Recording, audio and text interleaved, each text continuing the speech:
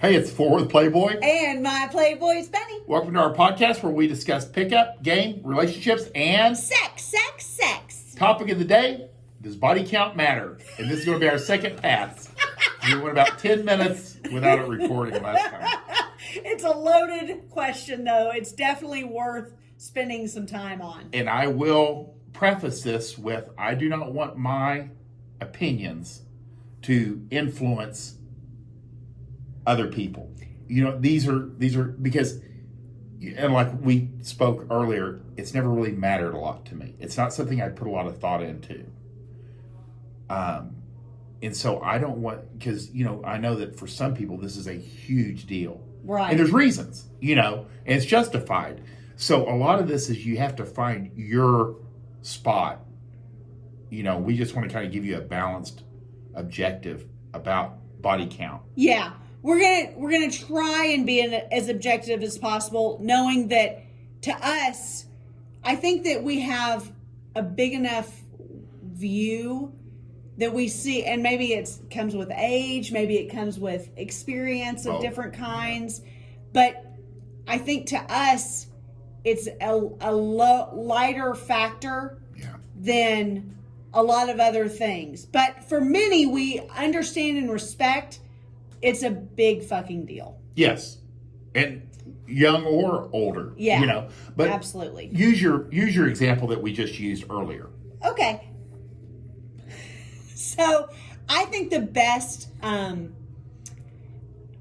example of this difference in whether body count matters comes down to age, kind of the situation that she's in. So, for example, we've got an 18-year-old with a body count of 10, and we've got a 50-year-old woman with a body count of 10. To the 18-year-old, that's a lot of dick to have run through. To the 50-year-old, whether she's been married for some time, whether she's maybe been married more than one time. But generally speaking, a 50-year-old may have been having sex for upwards of 35 years. 10 men is not that many in the grand scheme of things. No. And a lot also has to do with what their expectations were when having this sex. So one girl may be, you know, trying to essentially build a life with every man that she's having sex with. She's like we say, a serial monogamist, in that truly when she connects with this man sexually, whether it's a one night stand or whether they've gone through like the proper dating etiquette or whatnot, she believes when she has sex with him the first time that this is going to be someday the father of her children and the life that she's going to live with.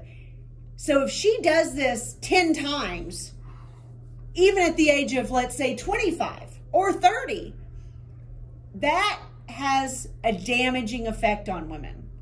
Where a woman who could run through the same amount of guys, let's say, maybe that same 25 to 30 age range, but she kind of approaches sex a little bit more like a man. Like, she doesn't really want to build a life with them, but she's kind of having a good time just fucking them.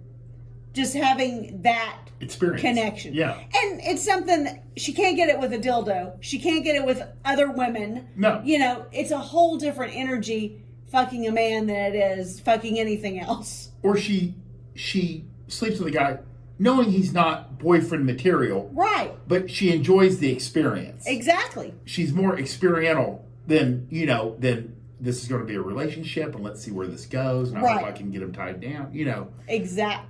Different outcomes. You know, one is traumatic, the first case. Yeah. The second one is more not as impactful. But there are men that I believe no matter what, it impacts it. You know what I mean? So And that's not my place to argue. Right. I will say this, that I've seen where some of the surveys that the average man has like sex with like 7 partners, and Over a lifetime. yeah, and I actually think that's pretty accurate. And men do have a consistency of like giving surveys good answers. Does that make sense? Actually being accurate with their self-reporting.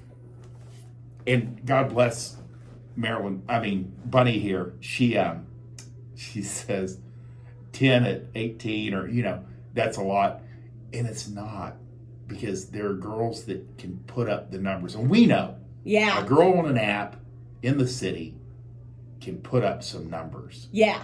And but 10 is still double digits. It's still a number that would disturb most men. It would definitely disturb most men. Because most men are having sex with 6 or 7 women over the course of a lifetime. And I think that's the contrast too, is men vastly underestimate.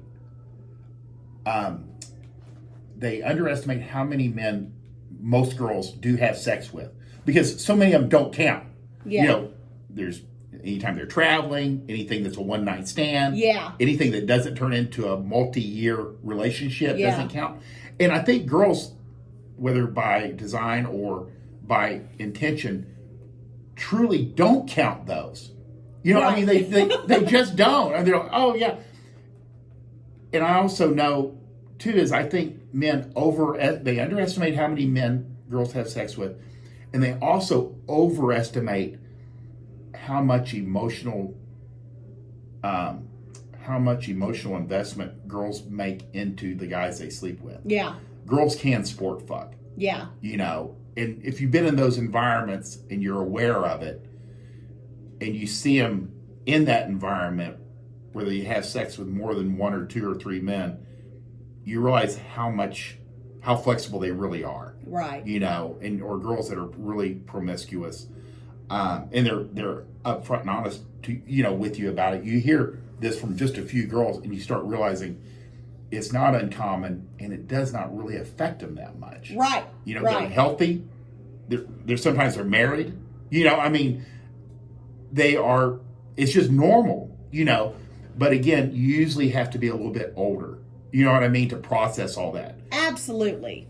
So I think men do overestimate how much emotional investment, especially if they've only had sex with like less than 10 women. It's usually in the confines of a relationship. Sure. Because I've spoke with guys that like had like maybe 1 or 2 one night stands in their lifetime. Yeah. So their experience is different. Well, and cultural, differences certainly play into this, and we don't even pretend to venture beyond like our very limited understanding of Caucasian American culture. Like it's in a medium large city. Yeah, I mean literally we're very limited as far as all of that goes. I don't even like the gentlemen that are like in India that reach out to me. I'm like, their culture is so different. Yeah. And the mores and the morals and the expectations are complete. I can't even coach because it's just a completely different life. Sure. But I would say body count, there is a component that for a lot of girls, it does damage them. They truly are fucked out. Absolutely. I mean, the kindness, the femininity, the niceness, it's guys, they've been ran through, and they do not recover from that. But a lot of those women were either, we're either sexually assaulted at a young age usually. But I mean, because I think that girls who tend to run through a lot of men either were introduced to it early before, it was a natural thing for them in a negative way. That's a good point. And I don't want to get too deep into that, but aside from that, girls who have not experienced sexual assault in any way, especially as a child or whatnot, it's about the expectation. Whether, yes, the niceness gets fucked out of them if every man that they fucked, they thought they were actually gonna be real boyfriend, girlfriend, and fiance and husband and things like that with. For sure. Yeah, and Bunny, I mean, the damage thing, the thing is with girls, unlike men who, anytime they go through like trauma or challenges, they tend to come out stronger, they learn from it. With girls, they tend to carry the baggage with them. You know what I mean? Which, it's an unforgiving, but there's just different designs, which is why girls' lives are supposed to be easier. You know, these guys always get all worked up. They're like, well, everything's handed to her. Well, they're kind of supposed to be handed to them, so they don't get all beat up. Good you point. know? So it's not. So the femininity's still with them. So they are still softness. So they can be good mothers. So they can be good helpers. It's kind of like guys are always like, they'll say, you know, well, beautiful women are bitches.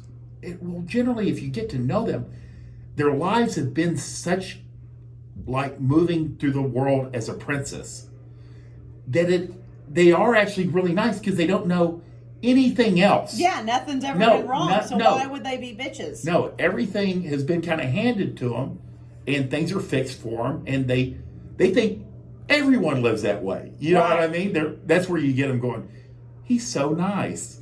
You know, I mean, you know, it doesn't matter who it is. They're just like, he's so nice. Sure. Because that's how they are to her. Yeah. You know, absolutely. So she thinks everyone has that experience. It is kind of shocking when they realize that not everybody does have that same experience. You know, it's not the most pleasant thing.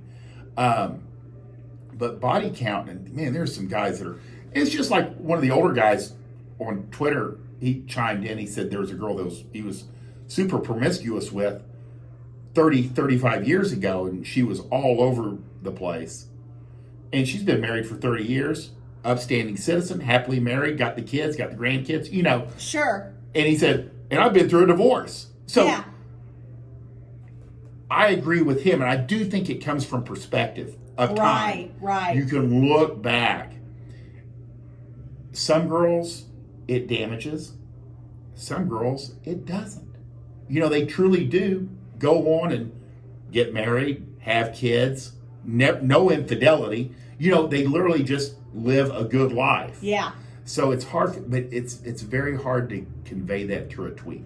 You know, along those lines, and this doesn't necessarily fit the topic, but along those lines, I think that there's something to be said for the girls who get it out of their system.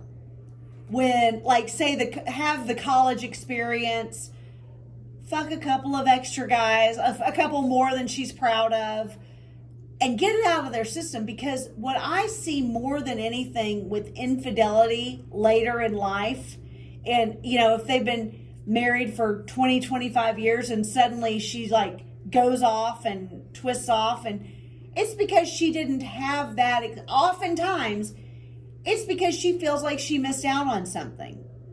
And she, you know, wants to see what she missed. And she wants to go fuck some other guys. And she wants to party. The I want to go fuck other men doesn't actually come up in divorce court.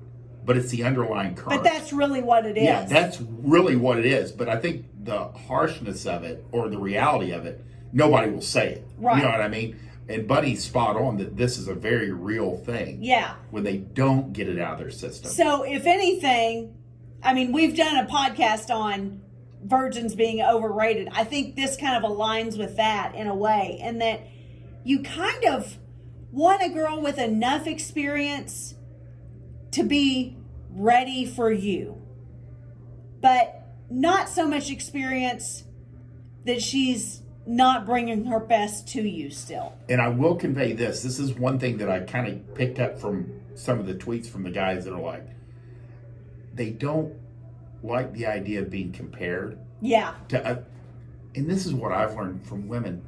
They very much forget. Yeah. I mean, if they're fucking you, yeah, they're fucking you, and no other guys are ever in their mind while you're banging them. Even if you're bad. Yeah. She's just like, man, this is not good sex. You know what I mean? But they're not like wandering off mentally to some other guy that they slept with 10 years ago. that's not how girls work. If anything, we're actually worried that you're doing that the reverse is happening. That's a very real thing. I didn't know that. That's a very real thing. Yeah.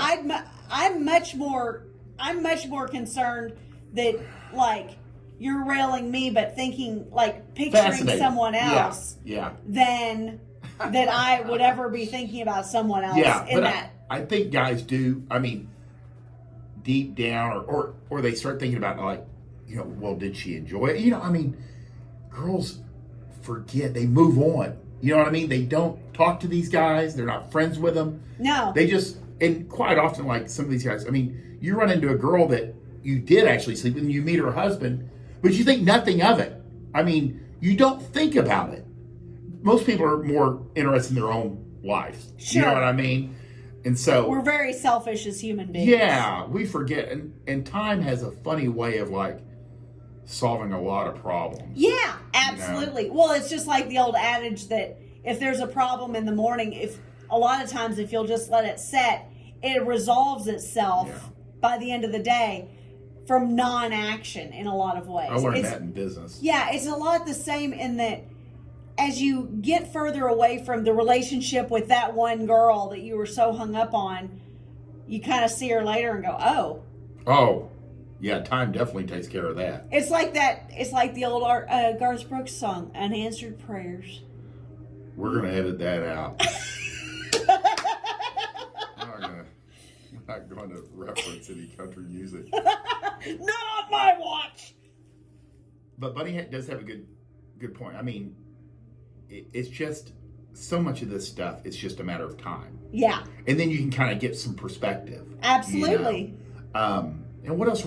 There was one thing, how girls kind of like mentally change about sex. Yeah. At about like late 30s, early 40s. The certainty of paternity. And that may be another thing that happens during the, you know. Sure. Girls are pickier before about 40 on who they sleep with because there's certainty of paternity. You know what I mean? In case they get pregnant. Yeah, in case they get pregnant. Then after that, it's a little bit more egalitarian. You know what I mean? They're more experiential or open to suggestion, I would say.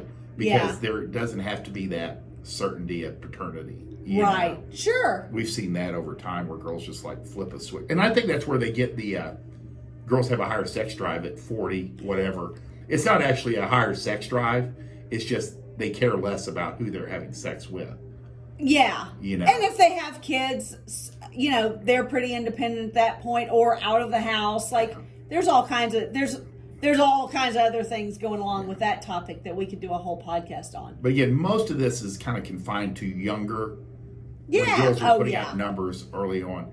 And I will say that what I know is like girls put up way bigger numbers than is let on. Yeah, you know? Than they'd ever admit to. Exactly.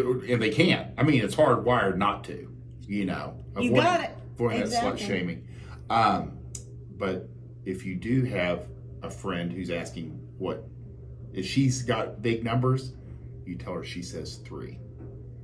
She should always say she's had sex with 3. Yeah. If you're being asked by a friend, the number will always be 3. And who were they?